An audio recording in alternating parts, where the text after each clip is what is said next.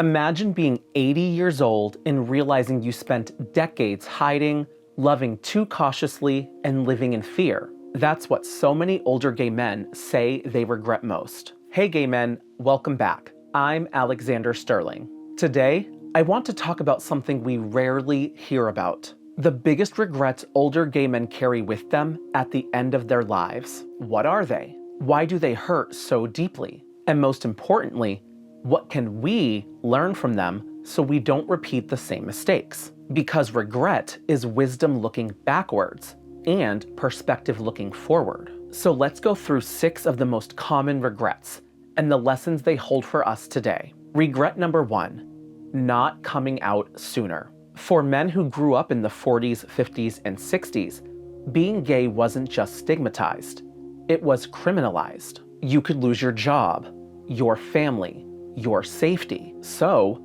many gay men lived double lives, straight in public, closeted in private, sometimes even married with kids, never letting anyone see who they really were. Looking back now, they say the same thing.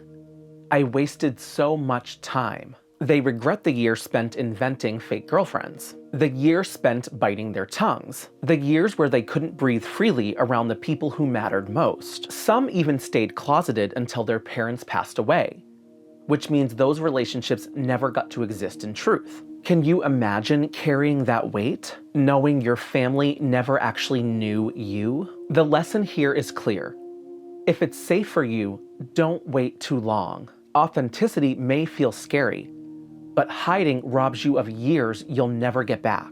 Regret number 2, not pursuing love fully. Fear shaped everything about love. Some walked away from men they truly cared about because they were terrified of being caught. Others kept everything casual because the idea of a real partnership felt too risky. And what did they miss out on? The joy of introducing a partner to family, the comfort of building a home together, the sweetness of growing old with someone who's still by your side. Before marriage equality, many assumed love was always temporary, that it could never be official, never be lasting, never be recognized. So they didn't allow themselves to believe in forever. And at the end of life, they regret not letting themselves love more boldly. Some regret not fighting harder to keep the relationships they did have. Some mourn lovers they lost in the AIDS crisis, wishing they had cherished every moment more fiercely. So let me ask you, are you holding back in love right now? Are you keeping things casual because it feels safer? What if years from now, you look back and realize you never gave yourself permission to really love? Regret number 3, family estrangement. Family rejection cuts deep. Many older gay men were disowned, cut off from siblings, or distanced from children of past marriages. Now, at the end of life, some wish they had tried harder to reach out, even if rejection was likely. Others regret never telling their families at all, leaving behind a legacy of secrets. And then there's the grief of milestones missed, the weddings they skipped, the births they weren't invited to, the holidays spent alone because they weren't welcome or didn't feel safe to show up as themselves. Think about it. If you died tomorrow, would your family know the truth about who you are? Would you wish you had tried one more time to repair the connection? This regret is heavy because in old age, when partners and friends are gone, family could have been an anchor. But for many, that anchor never existed. Regret number 4, not building financial and legal security. For most of their lives, gay men had no legal recognition as couples, no marriage rights, no hospital visitation, no inheritance protections. So when a partner died, the surviving man was often left with nothing. No house, no benefits, no legal standing. Many older gay men now say, I wish I had planned better. I wish I had written a will. I wish I had saved more. I wish I had been ready for the realities of aging. And here's the hard truth. Without kids, without family, many elders found themselves alone in nursing homes or assisted living facilities that weren't affirming, and sometimes even hostile. So ask yourself, are you planning for your future or just assuming things will work themselves out? Because the lesson is clear. Legal and financial security doesn't just happen. You have to create it. Regret number 5. Letting fear rule their lives. If there's one thread running through all these regrets, it's fear. Fear of rejection, fear of losing jobs, fear of being attacked, fear of God's punishment from the churches they were raised in. And looking back, so many say fear stole their lives away. They didn't move to cities where they might have thrived. They didn't chase the careers that lit them up. They didn't hold their partner's hand in public. Instead, they played small. They hid. They chose safety over joy. And now, at the end, they regret how much that caution cost them. So here's a question for you. What choices are you letting fear make for you today? What dream are you holding back from because of what other people might say? And is that really how you want to spend the one life you get? Regret number 6. Losing connection to community. The AIDS crisis shattered a generation. Whole circles of friends disappeared.